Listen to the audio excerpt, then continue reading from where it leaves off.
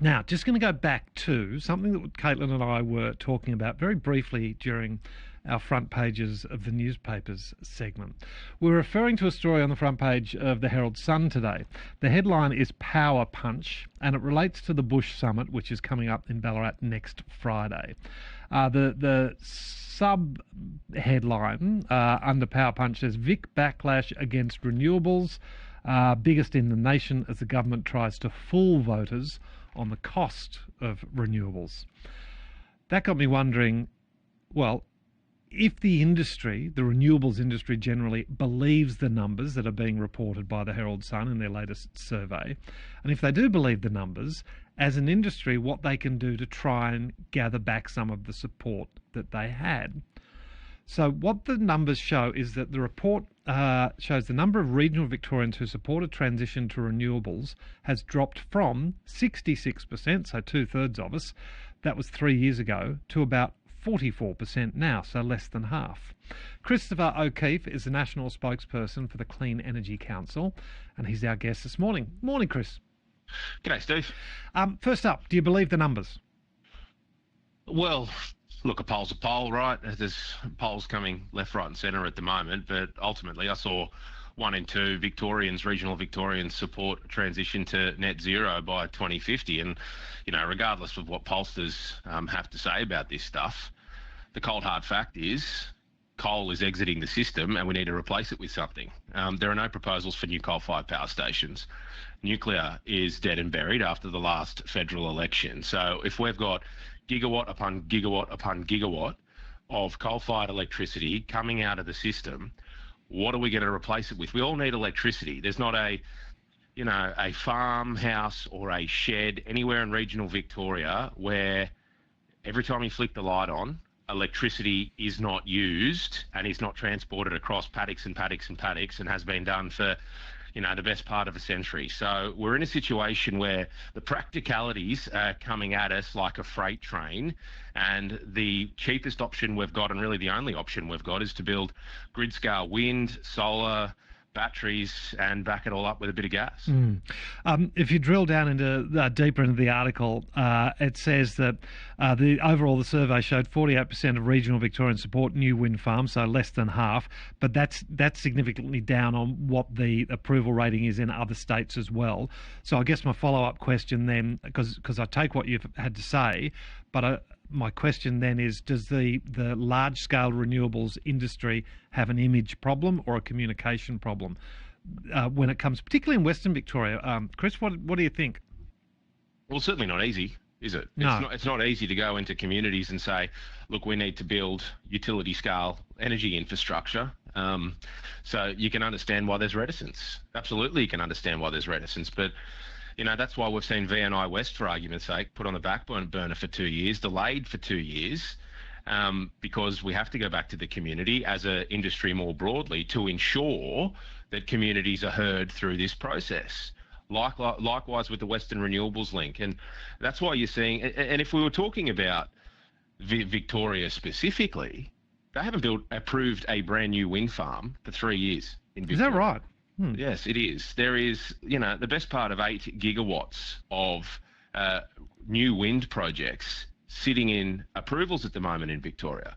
Now, it hasn't been approved because there is a real understanding within the industry and government also that it is important that everybody has a say on this stuff. But it doesn't change the fact, Steve, that we need to build it because we need the electricity.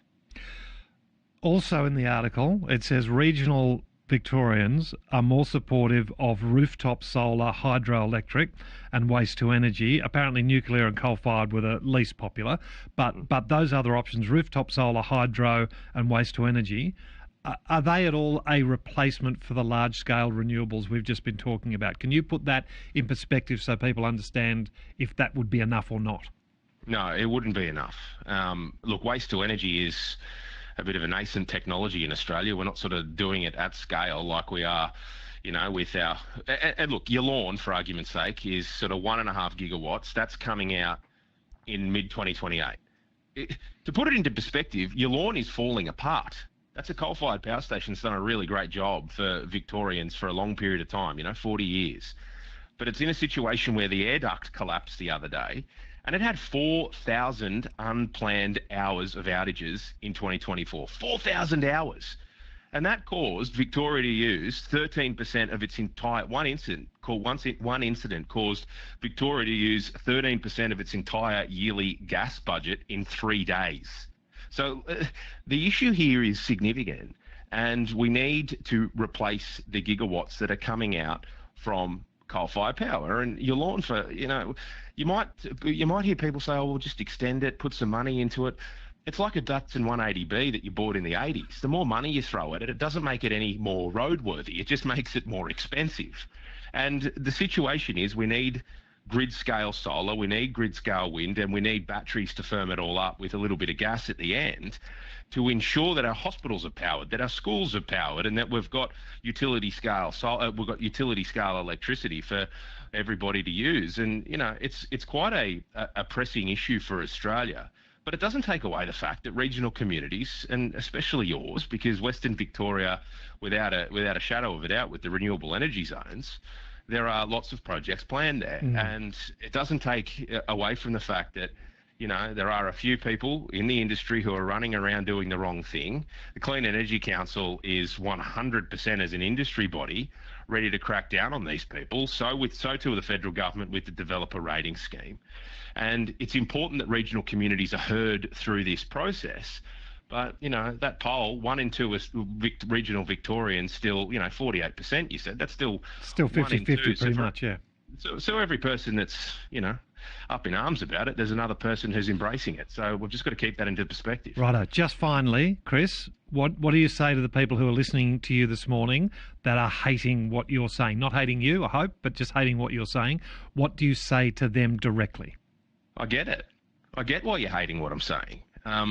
This is not easy. We're building infrastructure, new infrastructure. It doesn't matter if it's a train line or a wind farm or any new bit of big kit.